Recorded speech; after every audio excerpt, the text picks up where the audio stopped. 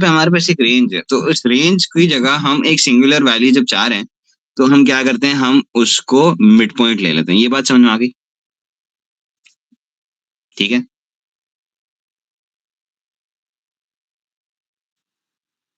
So you were a little too quick. Okay. What were we doing just now when we were taking out the mean? We had a singular value, right? Now we're talking about group data which has a range, right? We have a range. Okay. अब तक it was very easy. यहाँ पे लिखा होता 1, right? या फिर यहाँ पे लिखा होता 2, 3 या 4, right? And you would simply take this 2, multiply that by 5, and you would get the number of values जो कि उस टाइम पे अकर किए हैं. So you would get an easy 10, right? But now you have a range of values from 25 to 30. यहाँ पे हमारे पास 5 values अकर किए हैं, right? So मैंने लिखा मेरी जो डाटा सेट है उसके अंदर I am talking about ages of people, right?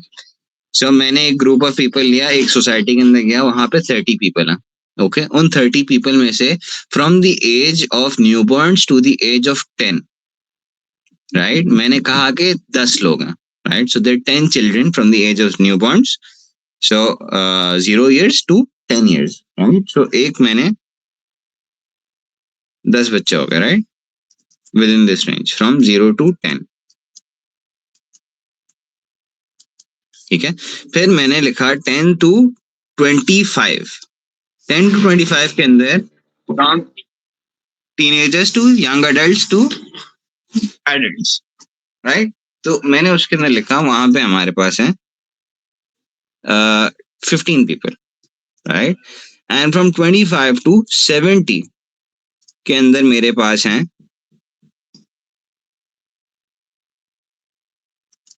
मेरे पास हैं 5 पीपल, राइट? ठीक है. 10, 15 एंड 5 पीपल. सही है.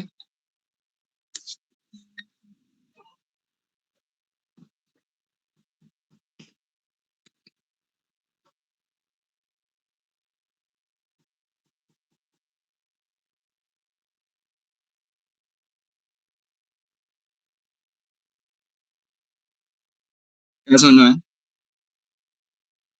Yes. ओके. सो अब हमारे पास एक रेंज है ना. अब इस रेंज का मैं क्या करूं? मैं रेंज से तो डायरेक्टली इसको मल्टीप्लाई नहीं कर सकता है ना, राइट? तो मैं क्या करूंगा, मैं इस रेंज का एवरेज ले लूंगा. तो इस रेंज के अंदर जो एवरेज है, so that would be 0 to 10 divide by 2. सो यहाँ का एवरेज जो है वो है 5. यहाँ के एवरेज क्या था? यहाँ का एवरेज था 10 to 25. तो 10 to 25 का एवरेज हो जाएगा 35, 17, 17.5. 17.5 यहाँ का एवरेज ले लिया, सही. और यहाँ का एवरेज क्या हो जाएगा? 25 to 70. 25 to 70 का मतलब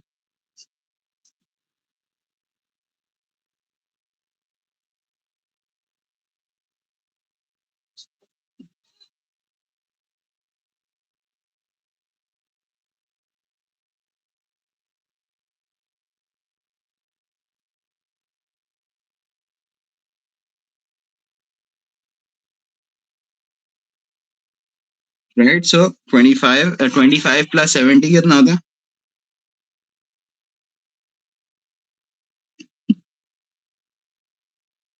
95. सो 95 का हाफ कितना हो जाएगा? 47.5, राइट? सो 47.5 यहाँ का एवरेज हो गया. अब इस एवरेज को मैं यहाँ से मल्टीप्लाई कर दूंगा तो मुझे एफ मिल जाएगा. Okay, understand? अब बात समझ में आई? तो यहाँ पे हमारे पास एफ आ गया. तो हमें फिर चाहिए सम ऑफ एफ और हमें चाहिए sum of F. Sum of F से हमें क्या पता चलता है? टोटल डाटा सेट कितना है, नंबर ऑफ डाटा. ठीक है. और इससे हमें क्या पता चलता है? Total data. सही है. अब बात समझ में आई? Yes. Okay. So this happens only for histograms.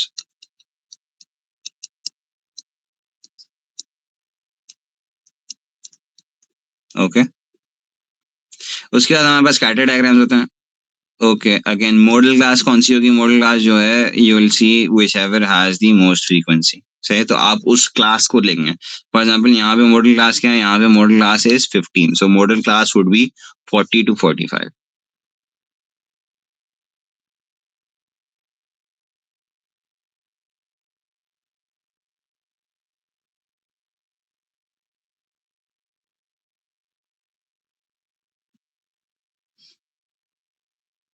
Find the modal class of the distribution, frequency distribution.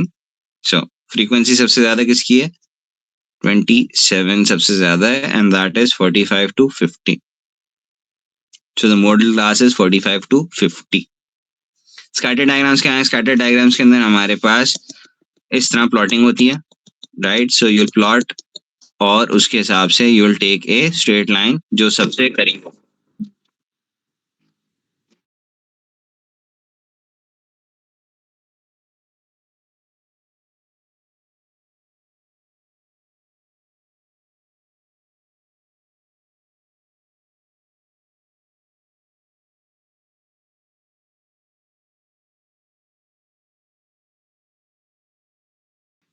Okay so हम इस तरह प्लॉटिंग करेंगे और उस प्लॉटिंग के हिसाब से फिर हम लाइन ऑफ बेस्ट फिट बनाते हैं.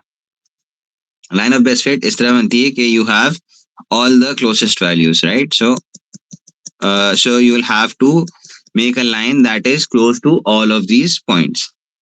अच्छा, स्ट्रॉन्ग पॉजिटिव कोरिलेशन हो सकती है, स्ट्रॉन्ग नेगेटिव कोरिलेशन हो सकती है, वीक पॉजिटिव हो सकती है, वीक नेगेटिव हो सकती है. इन सबकी डेफिनेशन क्या है? Strong positive means that the points are very close to each other and there is a straight line that is increasing, right? Strong negative, same concept, straight line that is decreasing and all the points are very close to each other. ठीक है. weak positive is कि line तो straight ही है लेकिन the points are very scattered. okay. weak negative again line drop कर रही है लेकिन the points are very scattered. Make sense? right. So ये हो जाएगा strong positive, ये हो जाएगा strong negative, ये हो जाएगा वीक पॉजिटिव और वीक नेगेटिव. पॉइंट्स बहुत स्कैटर्ड हैं, राइट? ये पॉइंट्स बहुत क्लोज हैं, they are crossing through the line. ठीक है, पॉइंट्स बहुत क्लोज हैं, they are crossing through the line. ठीक है, यहाँ पे क्या है? You can tell any specific correlation. आप कह ही नहीं सकते कि आपके पास कोई ट्रेंड चल रहा है, कोई वैल्यू एक इंक्रीज हो रही है तो दूसरी वैल्यू भी इंक्रीज हो रही है, कोई वैल्यू एक डिक्रीज हो रही है तो दूसरी वैल्यू भी डिक्रीज हो रही है. So here no correlation. Okay, make sense? Yes. Right. Line of best fit, line of best fit ये बना दी हमने. ये सारी जो हैं these are called line of best fit, right? So they cross through the points. A line of best fit or trend line again is positioned by eyeballing, so it's placed by your eye. You don't have to have a very specific line of best fit. ठीक है, कोशिश करो करीब तरीन होनी चाहिए and it should either cross the most number of points or it should have an even number of points on the right and the left side, with the number of points below the line and the number of line balancing the number of points above the line and the number of points below the line. ठीक है. The distance of each point from the trend line also needs to be taken into account. So they should be closest to each point. ठीक है, बात समझे?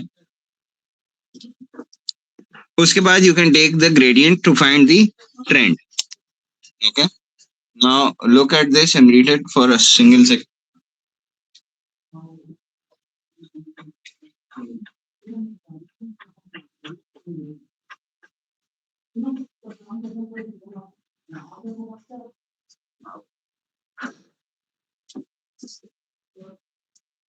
Right. So यहाँ पे y2 minus y1 x2 minus x1 से हमें gradient मिल जाएगा which is your m. ठीक है. The line of best fit and its equation can be used for interpolation, which means constructing points within the gradient range. So interpolation से क्या होता है? हमने डिसाइड किया, ठीक है, हमने लाइन ऑफ बेस्ट फिट बना दी और फिर हमने डिसाइड किया कि यार इस पॉइंट पे क्या वैल्यू होगी एस्टिमेटेड. ठीक है, सो मैं यहाँ से लाइन ड्रॉ करूंगा सीधी towards the line of best fit और फिर मैं एक लाइन ड्रॉ करूंगा horizontally towards the y value and this will be my estimated value for this range. Okay, make sense? Yes. Okay so मैंने एक estimation बनाई, मैंने एक लाइन ऑफ बेस्ट फिट बनाई, स्कैटर डायग्राम बनाया. पहले मैंने उसके अंदर ली लेट्स से टेम्परेचर की कोरिलेशन ले ली with the number of ice cream spot. Okay चाहिए तो एक पॉजिटिव कोरिलेशन आना चाहिए. जितना ज्यादा टेम्परेचर इंक्रीज करेगा उतनी ज्यादा आइसक्रीम सेल होंगी, राइट? सही है. तो इस तरह से एक पॉजिटिव कोरिलेशन बन जाएगी, for example something like this. उसके बाद फिर मैंने उस स्कैटर डायग्राम के साथ फ्रीक्वेंसी, यहाँ पे होगी फ्रीक्वेंसी,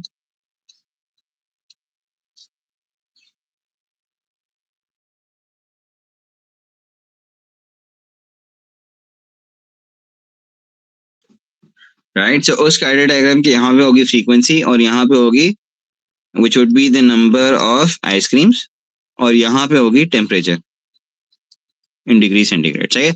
सो मैंने कहा कि अगर मेरे पास किसी दिन पे 28 डिग्री सेंटीग्रेड का टेम्परेचर है तो मैं कितनी एस्टिमेट कर सकता हूँ कि आइसक्रीम सेल होंगी. So I make a line here and I make a line here and I find out, okay, I'll sell about this many ice creams, right? Which could be, let's say, 10 ice creams. Make sense? Yes. Extrapolation constructing points outside the given data range. Say so. Extrapolation का मतलब क्या होगा? Constructing points outside the data range का मतलब हुआ कि मैंने यहाँ पे ये line खींची दी है, right? Extrapolation means कि I extend this line further, right? And then I find a value somewhere here, which is not within the given data range. सही है. सो मैंने डाटा रिकॉर्ड किया 30 डिग्री सेंटीग्रेड का और मैंने डिसाइड किया कि मुझे पता करना है कि 36 डिग्री सेंटीग्रेड पे कितना होगा. ठीक है, तो मैंने उसको एक्सटेंड किया आगे. Make sense? Yes. Okay. Now let's move further. ये हो गई लाइन ऑफ बेस्ट फिट की बात. Now this is a cumulative frequency curve. Read करो.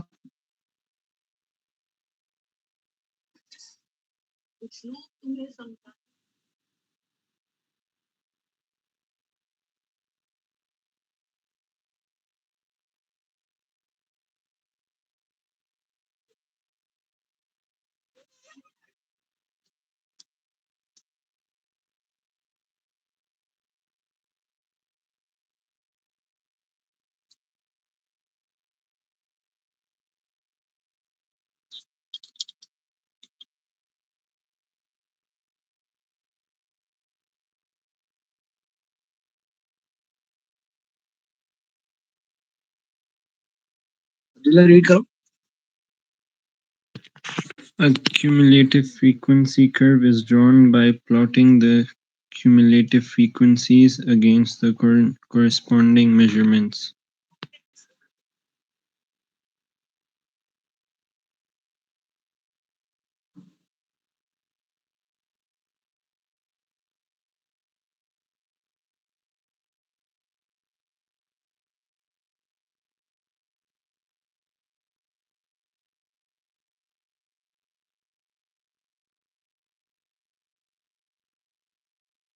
सो हमने इस टाइम पे एक चीज सीखी थी, cumulative frequency, right? So cumulative frequency क्या थी?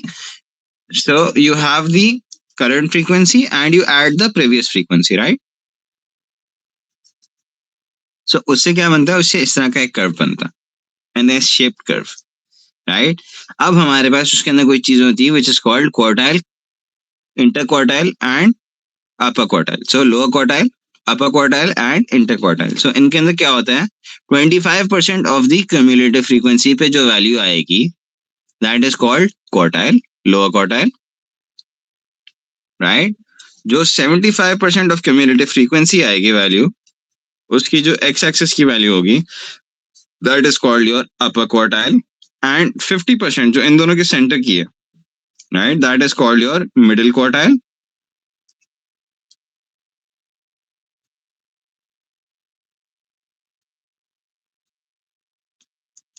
ओके, बात समझ में आ रही? Yes. ठीक है. सो this is your median quartile, upper quartile and lower quartile. अच्छा, this is median. Sorry, median quartile नहीं, median. Right, median is the 50th percentile. और interquartile range is from upper quartile to lower quartile. So इन दोनों के बीच की जो values होंगी ना, so QU minus QL is your interquartile range. Okay अब यहाँ से फिर हमारे क्वेश्चन स्टार्ट हो जाएंगे. अब तक जितनी थ्योरी थी देने का आपको वो मैंने दे दिया. ठीक है, अब ऐसा है कि we can solve a few questions, right? So let's which questions do you want to do? तो हम वो वाले करेंगे. आपने हिस्टोग्राम्स वाले करने हैं, बार ग्राफ्स वाले करने हैं, या फिर आपने क्यूमुलेटिव फ्रीक्वेंसी एंड ऑल वो वाले करने हैं, right? So let's do one question from each. Okay, so let's see. Yeah. 8. Question number 8. A closer observation of 60 schools showed the different color of book covers shown by the bar graph. So you have red, yellow, white, green, blue, and orange. Which color is the mode? Easily देख के बता दो क्या है. सबसे ज्यादा frequency किसकी है? नंबर ऑफ बुक सबसे ज्यादा किसका है? Red. Red, exactly. So this is red. How many books are there having white book cover? So white book cover का क्या वैल्यू आएगी? 3. 3. Good. ब्लू बुक कवर की कितनी वैल्यू आ जाएगी?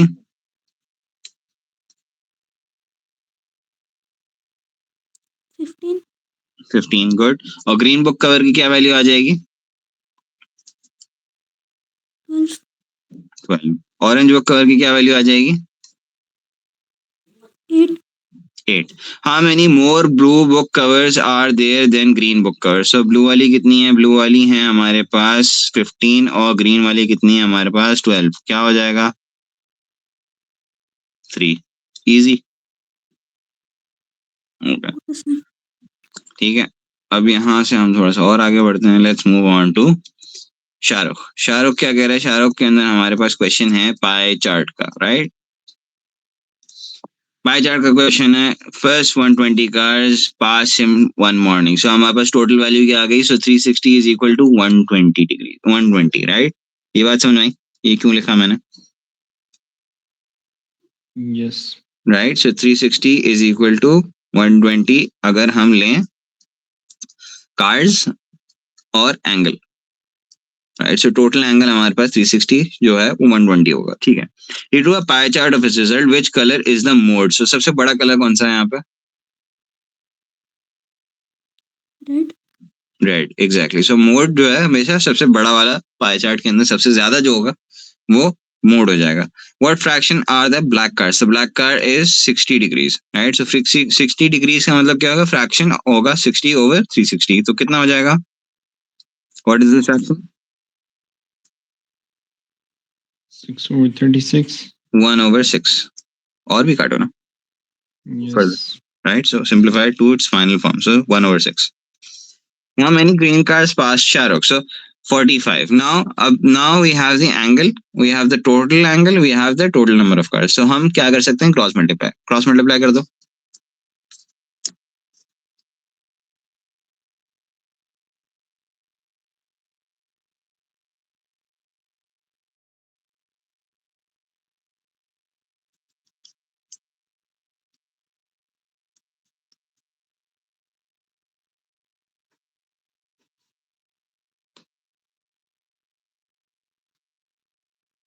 $15.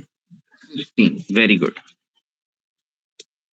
Okay, so this is how you do pie charts. Now this is the modal number of books.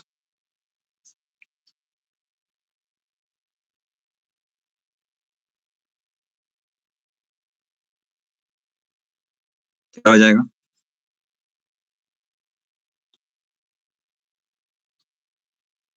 modal number of books क्या हो जाएगा? 7. No, ये तो फ्रीक्वेंसी है. हमेशा मोड यहां से आएगा एक्स एक्सिस पे. क्या हो जाएगा? 2. Total number of books read by all children. So ये हो जाएगा 7 into 2. ये हो जाएगा 1 into 4. जीरो वाला तो हमने काउंट नहीं करना है, राइट। और ये कितना हो जाएगा, 3 into 5, ये कितना हो जाएगा, 4 into 3, ये कितना हो जाएगा, 5 into 5. So how much is this?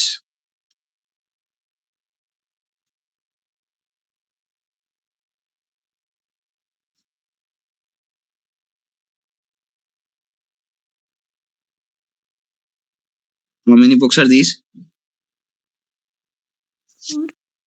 4. How many books are these? 14. How many books are these? 15. How many are these? 12. How many are these? 25. तो इनका टोटल क्या हो जाएगा,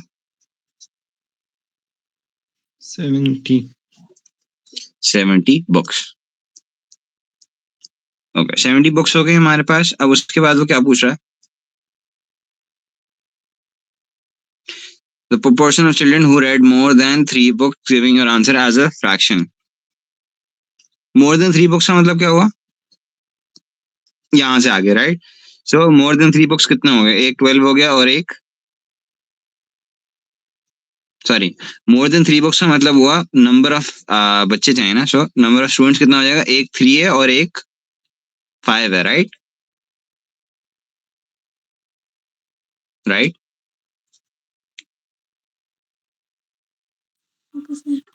सो टोटल कितना हो जाएगा 3 और 5 का,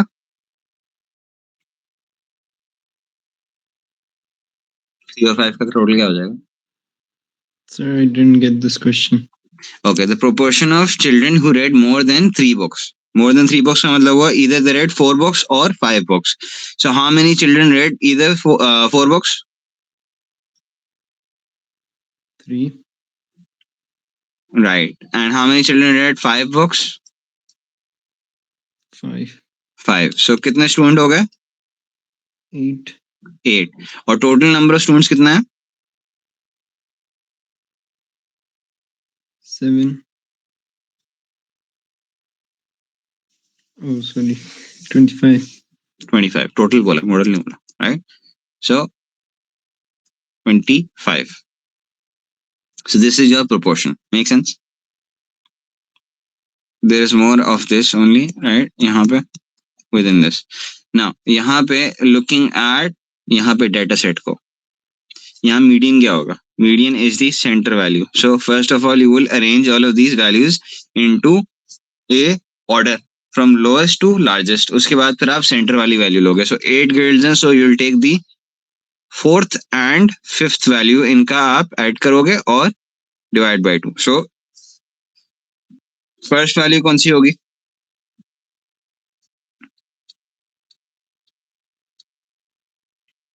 58.8. उसके बाद कौन सी होगी, 60.7. फिर कौन सी होगी, 62.5. फिर कौन सी होगी, 60 sorry not this one, 64.4. फिर कौन सी होगी, 66.2. फिर 68.2.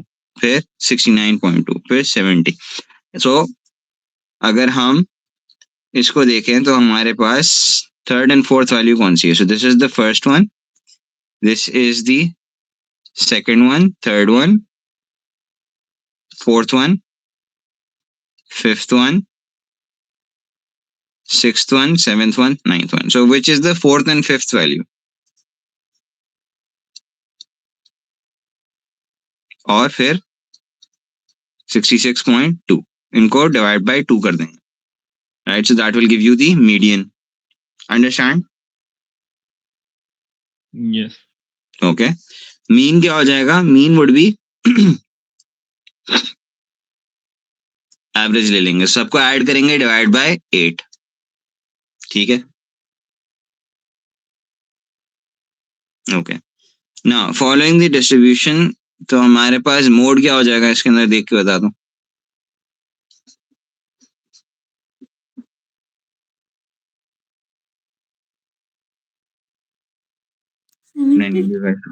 सॉरी,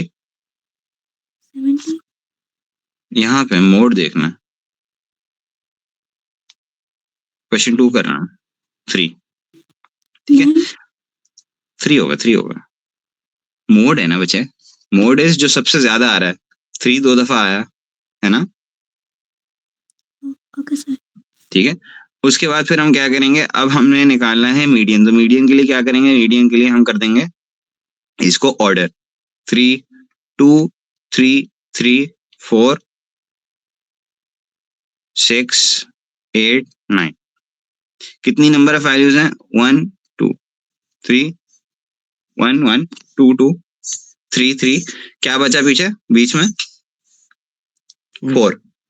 सो मीडियन क्या हो जाएगा, 4.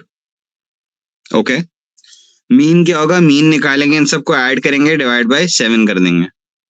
रेंज क्या हो जाएगी, रेंज है हमारे पास from 3 to 2 to 9. So range is from x is 2 greater than or equal to 2 and less than or equal to 9. ठीक है, ये हमारे पास रेंज है. ओके,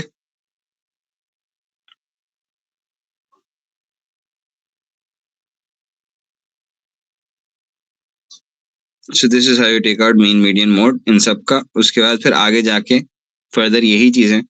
ओके, लेक्चर रिकॉर्डेड है, ये मैं आपको सेंड कर दूंगा. क्वेश्चंस आप देख लेना, क्यूमुलेटिव फ्रीक्वेंसी और ऑल सब की. ठीक है, any questions, stem and leaf के मैंने आपको दिखा दिया इस तरह स्टेम एंड लीफ का होता है. Any questions? No sir.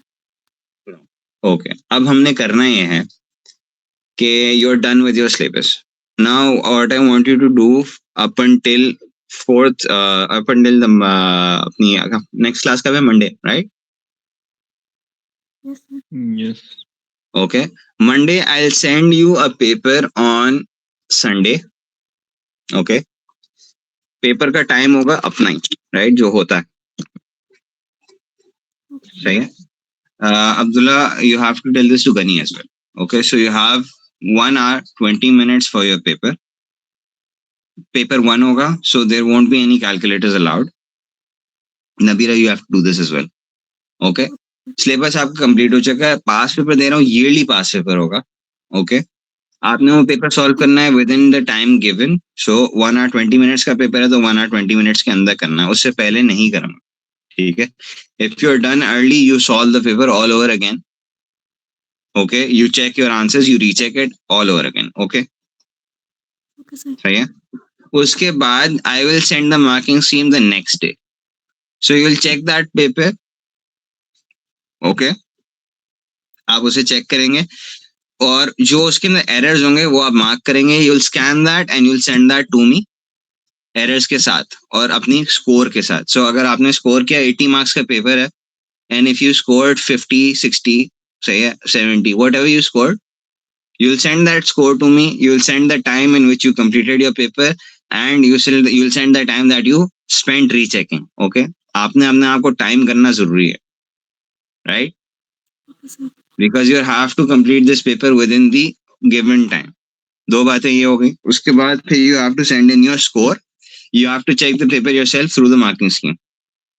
Okay, I'll help you with your errors. जहां जहां कोई गलती होगी, जहां जहां कुछ भी होगा, we'll solve those papers जहां जहां error हुआ. Okay, so that we're being very efficient with our past paper practice as well.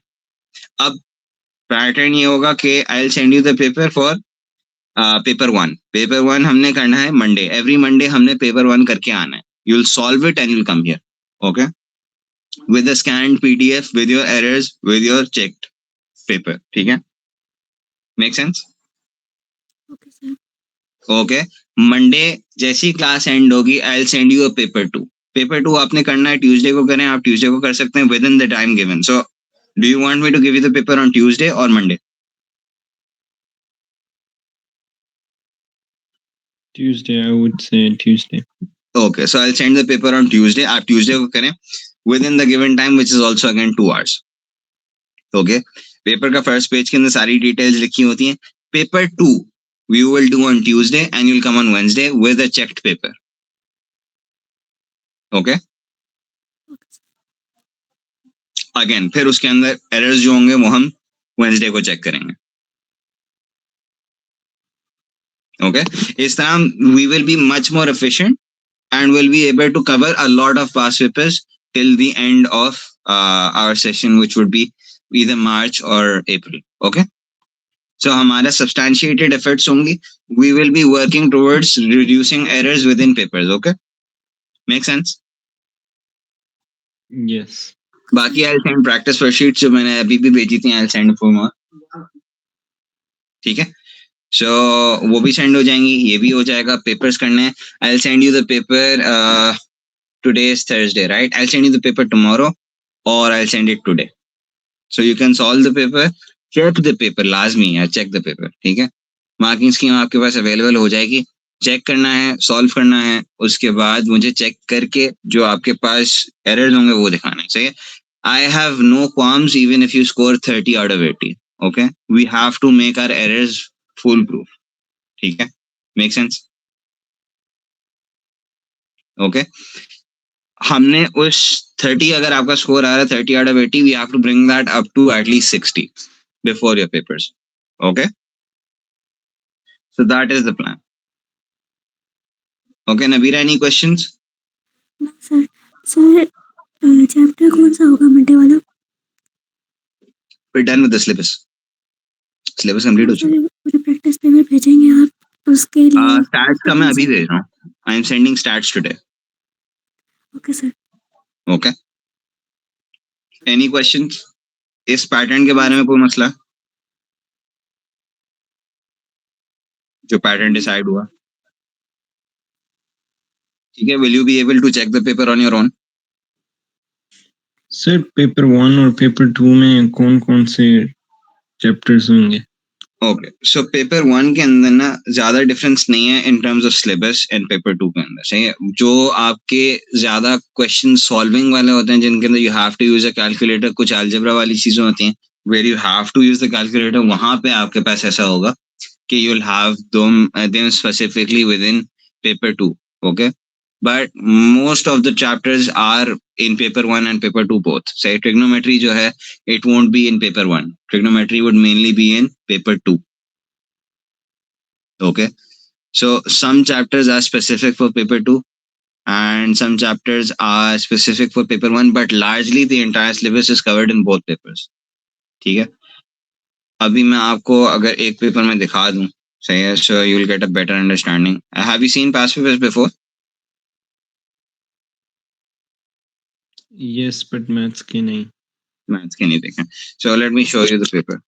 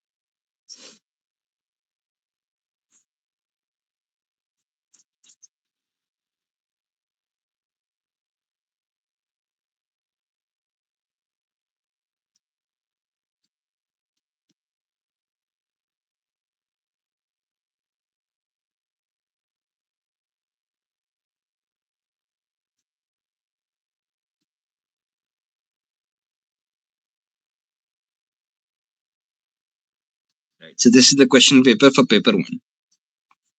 And you have 2 hours to complete this paper. And the total mark for this paper is 80 marks. ठीक है. So there is no calculator for this paper. Paper 1 के लिए calculator नहीं होता. Right? अब yearly paper है. अब यहाँ पे हमारे पास line of symmetry पूछ लिया उन्होंने first question के अंदर. ठीक है. Can you solve this question?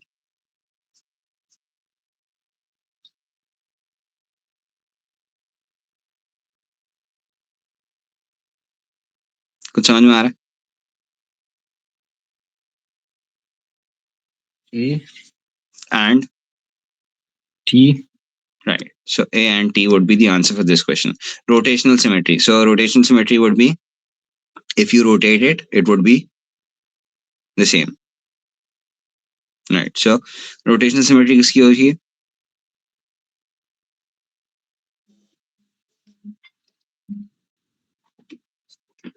Hello,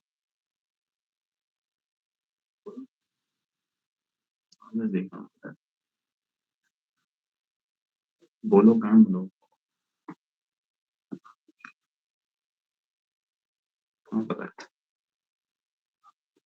हाँ पता है. ठीक. Okay, so can you see this? Yes. Can you solve this? हाँ ठीक. Right. So does this make sense? Right. So they are saying calculate the increase in the mass of the bird. So आपने क्या करना है? खाली इसको minus कर देना. यहाँ पे आपने वर्कआउट करना है तो आप यहाँ क्या कर लेंगे? 3 into 10 to the power minus 1 कर लिया into 2 into 10 to the power minus 2. से अंडरस्टैंड आसान लग रहा है? सर 1B क्या था आंसर 1B का? 1B का रोटेशनल सिमेट्री. रोटेशनल सिमेट्री किसकी होगी? यहाँ पे देखो, किसी और की लग रही है. G की 1 है, R की 1 है, A की 1 है, N की 1 है, T की 1 है. Right? So all of them have a rotational symmetry of 1. So you can write all the letters, right? Okay. Because rotational symmetry 1 तो होती है ना, 0 तो हो नहीं सकती rotational symmetry.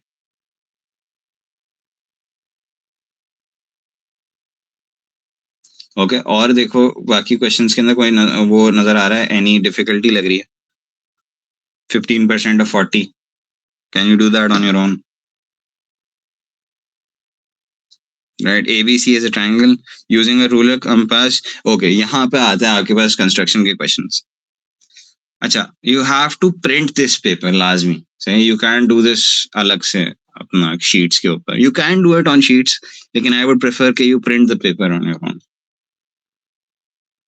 Okay.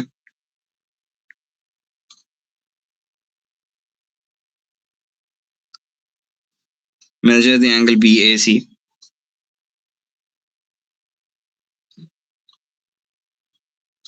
Okay, ठीक है. Now यहाँ पे इसका आंसर जो है वो N है. Right, so N has a rotational symmetry because you can have two rotational symmetries, right? So one would be at 180 degrees and one would be at 90 degrees, 360 degrees, right? So N is the answer for one part B.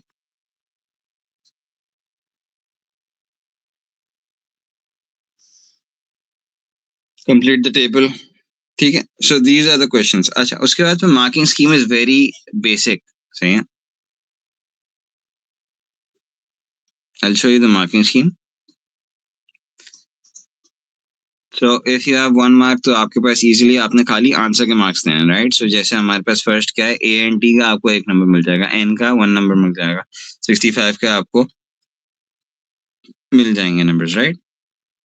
Again conversion into grams पहले करना. सही, grams पूछे हैं यहाँ पे 0.006 के आपको 1 मिल जाएगा. ठीक है. सो this is how you have the question. ठीक है, इस तरह से आपको मार्किंग देख के अपने आप को चेक करना होगा.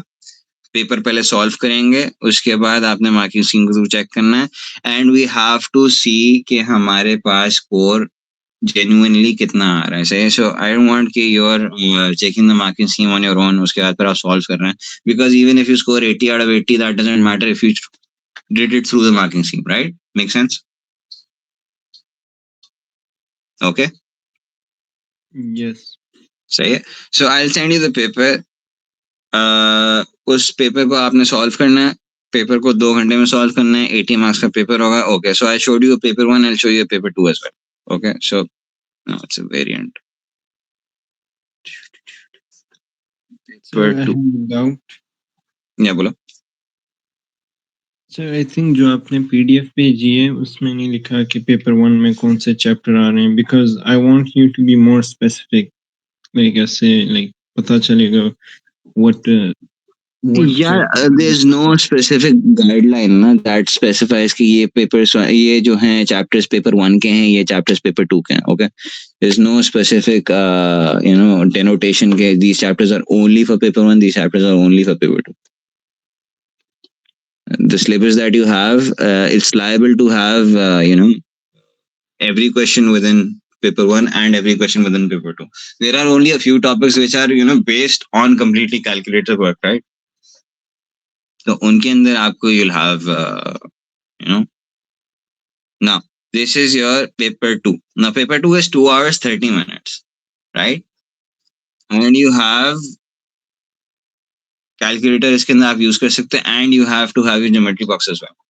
उसके बाद this paper is for 100 marks. The other paper was for 80 marks and 2 hours. This is for 2 hours 30 minutes.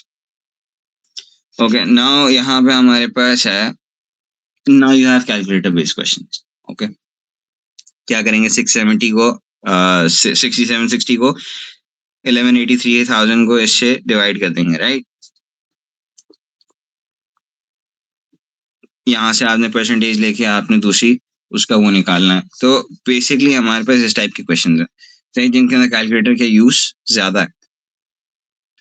You have around 12 questions as far as I remember. Total 12 questions होते हैं. रोटेशन का इसके अंदर portion है और transformation वगैरह सब इसी के अंदर आता है, right? So this is all for paper 2 and you have a total number of 11 questions in paper 2 and paper 1 के अंदर भी round about इतने ही होते हैं, 10-12 questions होते हैं. ठीक है? Any questions regarding this pattern? Sir किस ईयर के पेपर्स होते हैं? ईयर के पेपर्स होते हैं आपके पास 3 पेपर्स होते हैं. एक होता है मई जून के अंदर, एक होता है अक्टूबर नवंबर के अंदर, एक होता है स्प्रिंग का पेपर होता है. वो I don't remember if you have it और you don't, but that is for A levels. लेकिन विंटर और समर सेशंस होते हैं आपके. सो या you have October November and you have summer. My major goal would be to do at least the last 4 years, so 2024 till 2020 minimum. Okay, but we will go further than that, so we'll go around until 2016 inshallah. Inshallah. Okay, any questions, Nabila? Any questions? No, sir.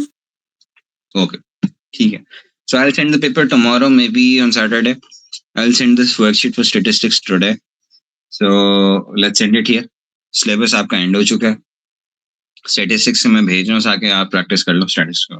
और the recording has been completed, so I'll send